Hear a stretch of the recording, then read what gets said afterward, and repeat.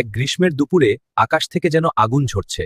আমাদের গল্পের নায়ক মিতু, সে এক কালো ধবধবে কাক। তার খুব তেষ্টা পেয়েছিল। এদিক ওদিক উড়ে বেড়ায় জলের খোঁজে। তার গলা শুকিয়ে কাঠ, কিন্তু জলের চিহ্ন নেই। অনেক খোঁজার পর মিতু দেখতে পেল একটা পুরনো মাটির কলসি একটা গাছের নিচে রাখা। সে দ্রুত নেমে এলো। আহা, জল তো আছে, কিন্তু অনেক নিচে। ঠোঁট কিছুতেই পৌঁছয় না। মিতু খুব মিতু হতাশ সহজে হার মানার পাত্র নয়।